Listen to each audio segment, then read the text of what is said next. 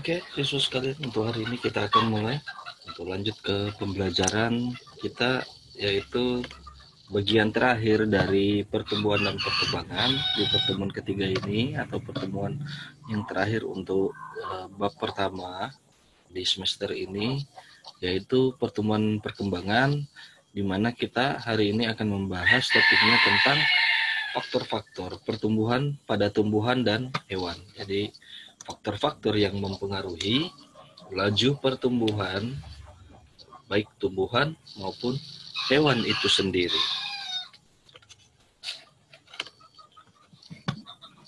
Oke.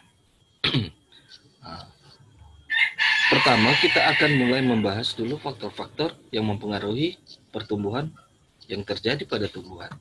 Nah, jadi itu dulu. Oke, faktor-faktor yang terjadi yang mempengaruhi tumbuhan itu ada dua, yaitu ada yang namanya faktor eksternal dan ada yang namanya faktor unsur hara, ya, nah, yang terkandung di dalam tanah. Nah, jadi apabila nutrisinya mencukupi, pasti laju pertumbuhannya akan baik. Nah, begitu pula kalau kondisi tanah sesuai dengan karakteristik dari tumbuhan tersebut, maka laju pertumbuhannya juga akan lebih bagus. Cahaya matahari, di mana faktor dari luar ini, faktor eksternal atau faktor lingkungan ini sangat mendukung dari proses pertumbuhan yang terjadi pada tumbuhan. Cahaya matahari itu berperan dalam proses fotosintesis, membantu proses fotosintesis. Kemudian air, ya, ketersediaan air juga ini sangat dibutuhkan oleh tumbuhan itu sendiri, karena pada tumbuhan itu membutuhkan air juga untuk melakukan proses metabolisme. Ya, membutuhkan air untuk melakukan proses metabolisme. Ingat, proses metabolisme tumbuhan dalam hal ini adalah fotosintesis, itu membutuhkan air. Ingat, dia membutuhkan CO2 tambah H2O, ya, dengan bantuan klorofil dan sinar matahari dia akan menghasilkan C6H12O6 atau amilum karbohidrat, ya. Oke. Selanjutnya suhu. Ya, suhu tanah tadi sudah kita bahas bersama dengan nutrisi. Selanjutnya suhu. Suhu itu juga sangat berpengaruh. Apabila misalnya tumbuhan itu tidak karakteristiknya dia tidak tahan terhadap suhu yang panas, maka dia tidak akan bisa hidup di daerah yang panas. Begitu pula di sebaliknya, apabila ada tumbuhan yang tidak tahan pada suhu yang di daerah dingin, maka dia tidak akan bisa bertumbuh dengan baik di daerah yang dingin. pH, kelembapan, pH-nya asam, kondisi asam dan basa dari lingkungan yang ditempati oleh tumbuhan tersebut juga akan berpengaruh ke pertumbuhan. Selanjutnya kita akan ke faktor internal.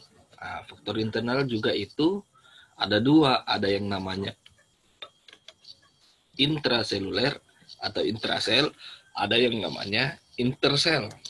Ya, di sini bisa kita perhatikan, ya, ada namanya intrasel dan ada yang namanya intersel.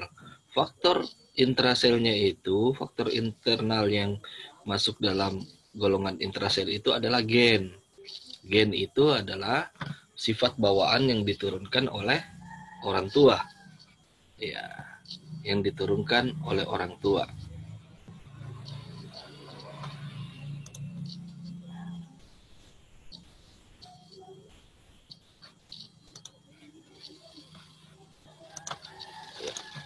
Lanjut, kemudian ada intersel. Intersel itu faktor dari dalam sel itu yang berupa hormon pertumbuhan. Hormon pertumbuhan itu biasa juga kita kenal dengan istilah fitohormon. Jadi hormon pada pertumbuhan pada tumbuhan itu dikenal dengan istilah fitohormon. Dan ini akan kita bahas. Nah, setelah ini kita akan membahas tentang fitohormon, ya, hormon pada tumbuhan. Kita akan jelaskan secara satu persatu. Oke, siswa sekalian, saya lanjut. Fitohormon. Iya, fitohormon ya. Hormon pertumbuhan. Pada tumbuhan itu dia terdiri dari beberapa hormon, hormon pertumbuhan. Yang paling mudah itu ada hormon yang menunjang proses pertumbuhan, ada juga hormon yang menghambat proses pertumbuhan. Di sini kita bisa lihat, ya, kita bisa lihat hormon yang menunjang atau pemicu dari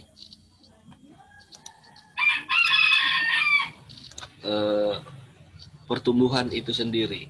Ya, hormon yang membantu atau memicu laju pertumbuhan itu ada auksin, ada giberelin, ada sitokinin, ada gas etilen, ada kalin, dan ada asam traumalin. Nah, sementara ada satu hormon yang menghambat laju pertumbuhan, yaitu hormon yang namanya asam absisat. Jadi ingat, fitohormon itu ada beberapa, yaitu auksin, giberelin, sitokinin, gas etilen, kalin, asam traumalin, dan asam absisat. Nah, cuma kalau dibedakan, itu ada yang memicu atau membantu laju pertumbuhan, yaitu auksin, giberelin, sitokinin, gas etilen, kalin, asam traumalin, nah, dan ada yang menghambat proses pertumbuhan, yaitu asam absisat. Nah, ya. Nah, saya lanjut, kita akan menjelaskan secara satu persatu apa sih hormon-hormon itu, kemudian apa fungsinya masing-masing.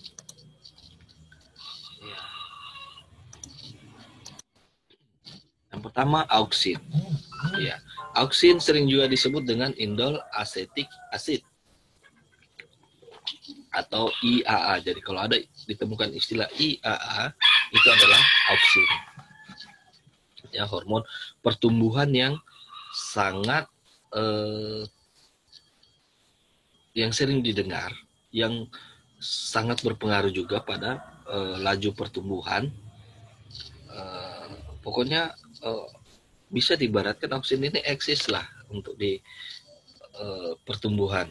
Jadi itu dia sangat berpengaruh, banyak pengaruhnya. Auksin itu kan dibuat, jadi auksin itu dibuat di meristem apikal. Jadinya meristem apikal itu meristem ujung, di mana di situ aktif terjadi pembelahan, kan dia itu membantu proses pembelahan dari tumbuhan itu, ya, sel-sel tumbuhan. Terus dia terdapat pada daun-daun muda dan pada biji. Pada daun muda, ya, di pucuk terdapat, dan pada biji. Di situ dia terutama terdapat. Jadi makanya auksin ini sangat membantu proses pertumbuhan. Nah, jadi tumbuhan itu bertambah tinggi. Ya, itu karena dari faktor auksin. Nah, cuma ada beberapa hal itu bahwa auksin ini membutuhkan cahaya supaya dia bisa diurai. Nah, apabila auksin ini tidak diurai oleh cahaya matahari, maka proses pertumbuhan tidak akan berjalan semestinya. Dia tidak normal seperti biasanya.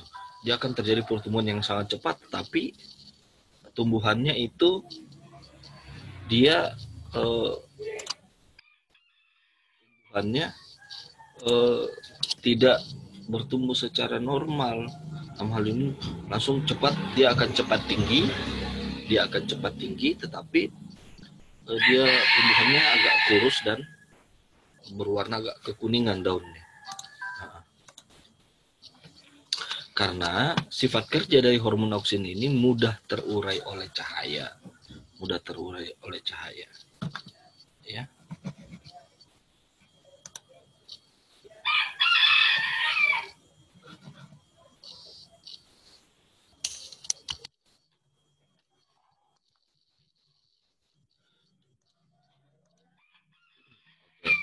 Kenapa kita biasa mendengar istilah etiolasi.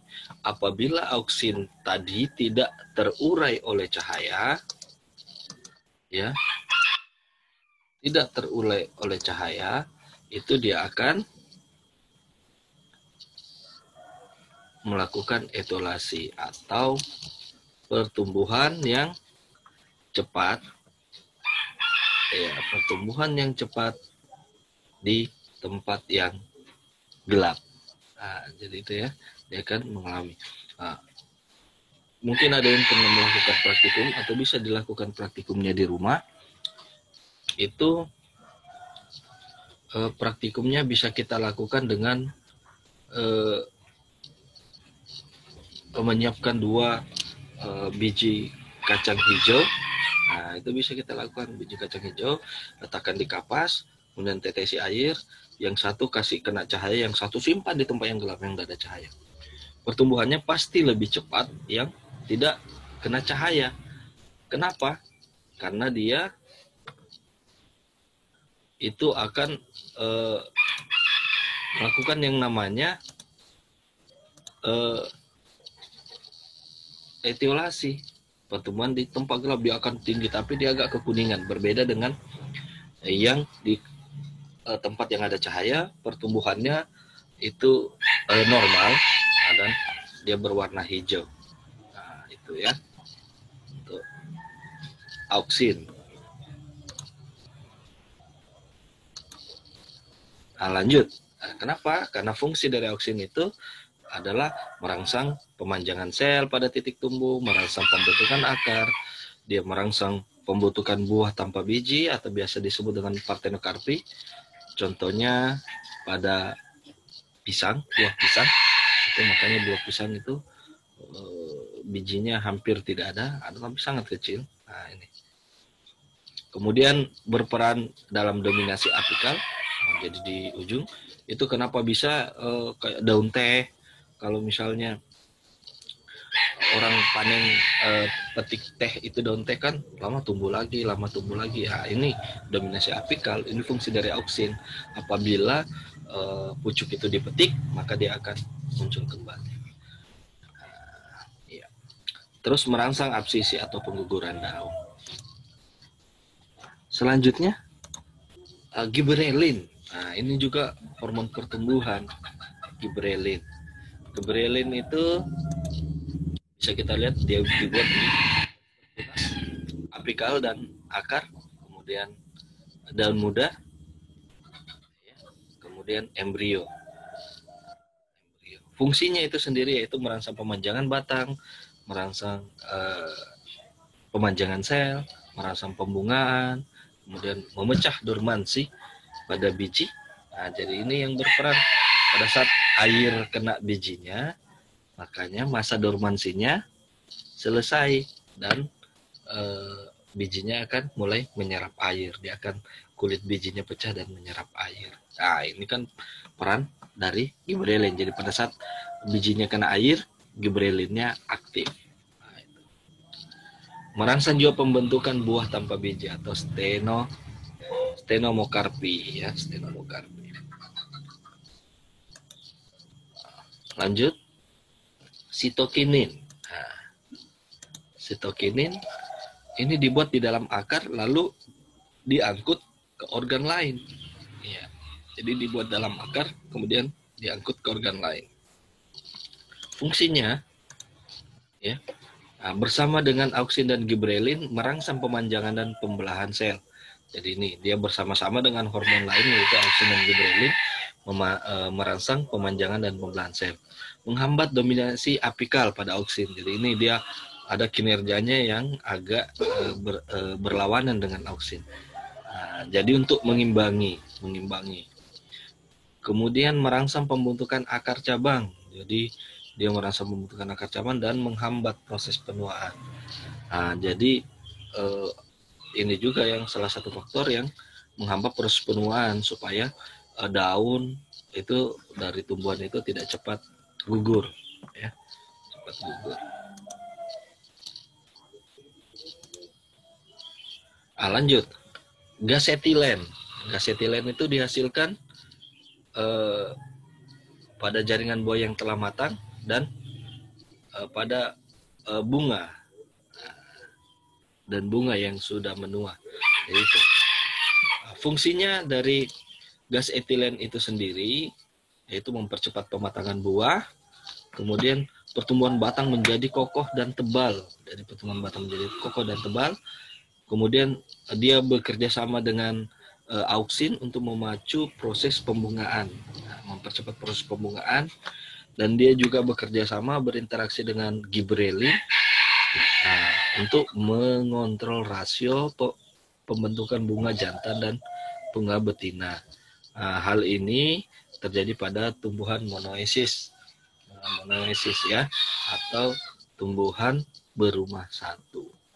Jadi monoesis. Jadi dia mengatur. Jadi monoesis itu tumbuhan berumah satu, dia hanya memiliki satu bunga jantan. Beda kalau diesis, berumah dua itu dia memiliki dua bunga, dua jenis, ya, kelamin bunga pada satu bunga, ada jantannya, ada betinanya.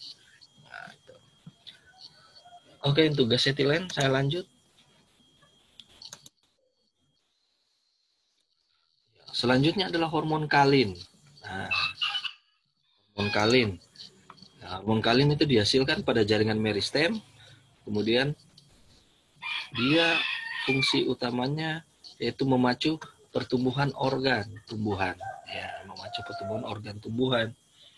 Nah, di sini kita bisa lihat jenis-jenis dari kalin itu sendiri. Jadi fungsi utamanya tadi mengatur pertumbuhan pada organ tumbuhan. Masing-masing organ memiliki jenis kalin tersendiri. Contohnya risokalin. Risokalin itu adalah memacu pertumbuhan pada akar. Antokalin, ya, antokalin itu memacu pertumbuhan pada bunga. Filokalin memacu pertumbuhan pada daun, dan kaulokalin memacu pertumbuhan pada batang. Jadi ingat, riso kan akar. Jadi itu mudah mengingatnya. Riso akar, fili ya, filim lembaran, bunga, daun, ya. Antokalin itu berperan pertumbuhan bunga, dan kaulokalin berperan pada pertumbuhan batang.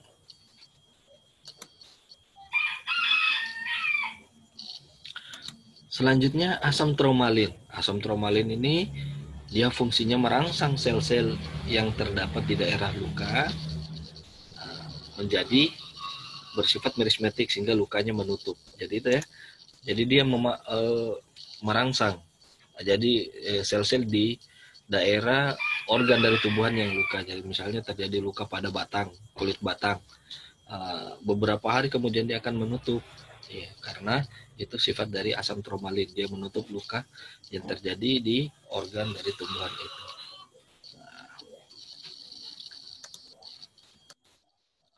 Dan yang terakhir untuk fitohormon adalah asam absisat. Asam absisat itu dia fungsinya menghambat pertumbuhan, dalam hal ini melakukan absisi atau pengguguran daun. Menggugurkan daun, dia menggugurkan daun pada daun-daun yang memang sudah tidak berfungsi atau sudah tua. Nah, itu sudah tua, sudah kering, dia akan digugurkan oleh asam absisat.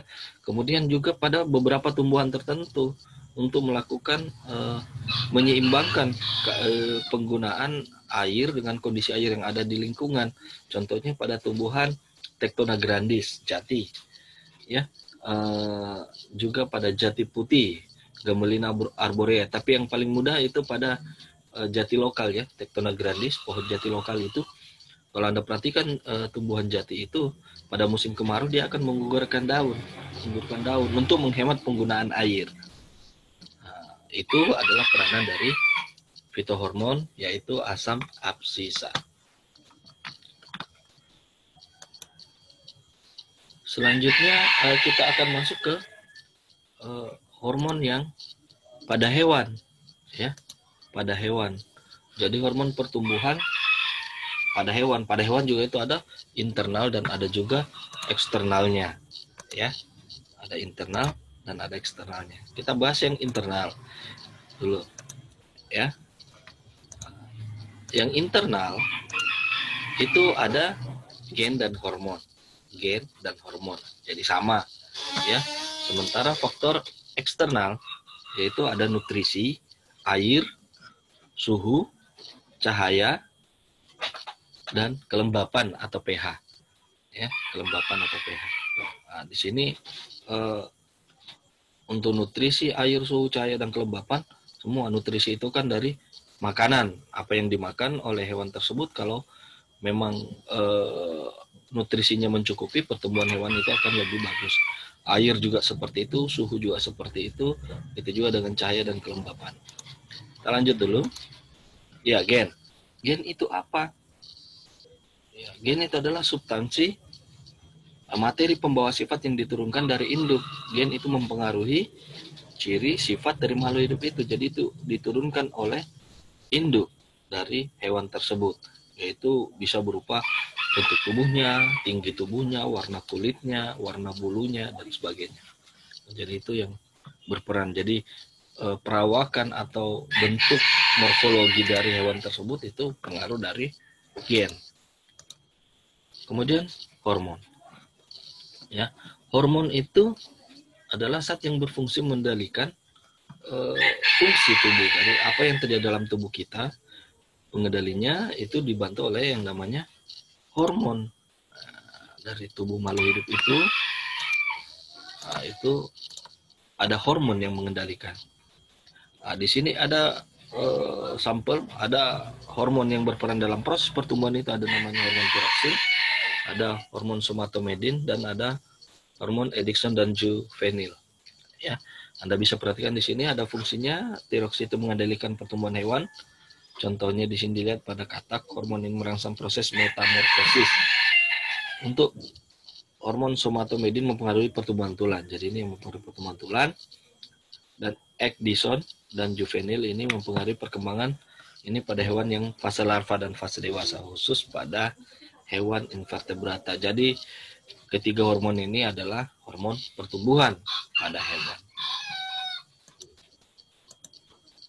Oke, jadi siswa sekalian, itulah pembahasan materi kita pada hari ini. Ya, jadi terima kasih atas perhatiannya. Ya, kita akan bertemu di pembelajaran selanjutnya. Assalamualaikum warahmatullahi wabarakatuh.